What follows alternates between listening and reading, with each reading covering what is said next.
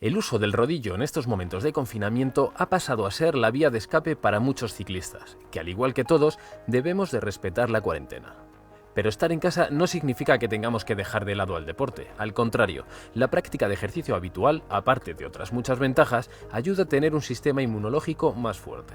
En definitiva, el deporte es bueno para la salud y con los rodillos y las bicis de ciclo indoor podremos practicar deporte diariamente, al igual que los amigos que nos han mandado estos vídeos. Muchas gracias a todos. Hoy os vamos a contar los diferentes tipos de rodillo que hay para entrenar en casa y al final os daremos unos breves consejos para su uso. Pero, como ya habréis podido apreciar, va a ser un vídeo diferente, sin pasar por el estudio de Mundo Mamut. Usaremos imágenes de otros vídeos. Comenzamos con el tradicional de rulos o equilibrio. Son los rodillos más sencillos en cuanto a construcción se refiere. 3 cilindros sobre una estructura metálica o de plástico y una correa para el giro solidario de los cilindros. Pero a la hora de pedalear son los más complejos. Necesitaremos una breve etapa de aprendizaje y al no fijar la bici en ningún punto tendremos que estar más concentrados en nuestro pedaleo. Los más sencillos no ofrecen resistencia y el mayor o menor esfuerzo se consigue con los desarrollos de la propia bici.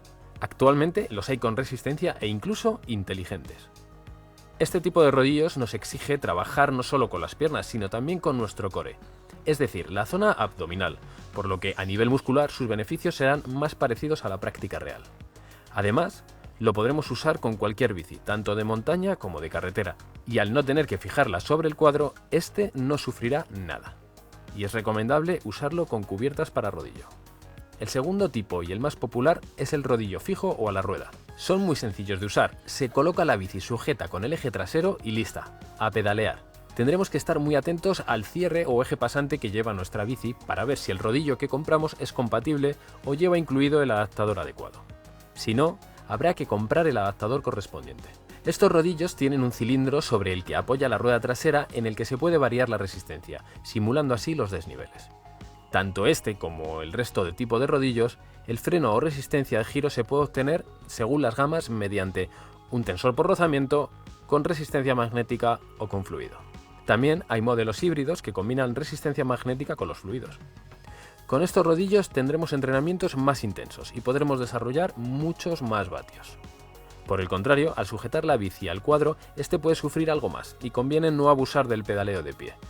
Son los rodillos que parten de un precio más económico y al igual que los de rulos, se recomienda usar, tanto en bicis de carretera como de montaña, una cubierta para rodillo. Y necesitaremos un calto en la rueda delantera para que la bici quede equilibrada. Los terceros que os mostramos son los de transmisión directa, que son los más actuales. En estos, se quita la rueda trasera y el rodillo se conecta directamente a la transmisión de la bici. Ya no hay cubierta en rozamiento y esto supone dos grandes mejoras. El ruido producido es mínimo comparado con el de otros sistemas y no existe desgaste de la cubierta. Admiten volantes de inercia más grandes, lo que permite alcanzar más potencia para aplicar resistencia y simular pendientes con grandes porcentajes de desnivel.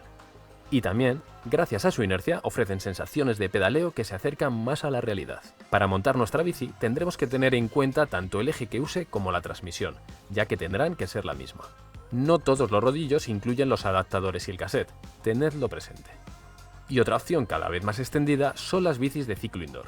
Bicis que únicamente usaremos para pedalear bajo techo donde la sensación de pedaleo y el silencio es máximo. Con estas bicis podremos desarrollar un montón de ejercicios y en las que mejor pedalearemos de pie sin que nuestra bici de calle sufra.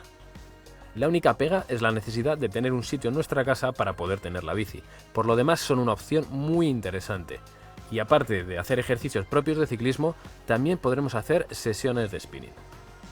Y a todos los tipos de rodillo que os hemos contado habría que añadir la variante de los que son interactivos o inteligentes, es decir, aquellos que incorporan regulación automática de la resistencia y sensores AM+ y Bluetooth para conectarlo a simuladores como Bicool, donde podremos disfrutar de infinidad de rutas, competiciones o entrenamientos programados sin salir de casa. Y para terminar, como os dijimos, os contamos unos consejos básicos para pedalear sobre el rodillo.